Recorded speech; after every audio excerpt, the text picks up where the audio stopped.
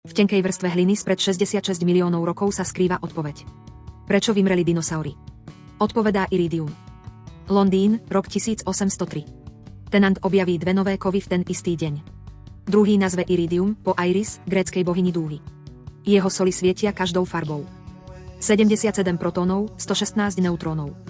7 elektrónov v orbitáli 5D. Dva z nich musia zdieľať priestor. Symetria rénia je dávno preč. Iridium má dva stabilné izotopy, IR-181 a IR-187. Tretí, radioaktívny, IR-192, sa vyrába v reaktoroch. A lieči rakovinu. Vnútro protónu iridia je identické s protónom vodíka. Rovnaké kvarky, rovnaké gluóny, rovnaká sila.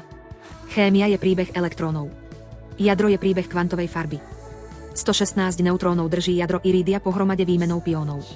Jadrová väzbová energia 8 MeV na nukleón. Toto je sila, ktorá nevie odpočívať. Gluóny sa nevedia zastaviť. Nikdy. A práve ich večný pohyb tvorí 99% hmotnosti celého jadra. 7 elektrónov, 5 orbitálov. Dva laloky musia zdieľať. Iridium má dve nepárové spiny, paramagnetické, reaktívne. Teplota topenia 2446 stupňov. Zrnko IR-192, menšie ako ryžové zrno, sa vsadí priamo vedľa nádoru. Žiari zvnútra. Polčas 73 dní. Potom zmizne. Nádor tiež. Platinovo-iridiový valec v svres bol definíciou kilogramu 130 rokov.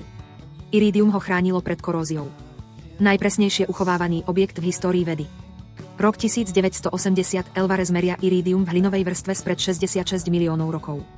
Koncentrácia 100-násobná. Závery, asteroid. Prípad uzavretý. Prežilo asteroid. Prežilo 66 miliónov rokov v hline. Prežije čokoľvek, čo mu dáme. Iridium, číslo 77. Nezničiteľné.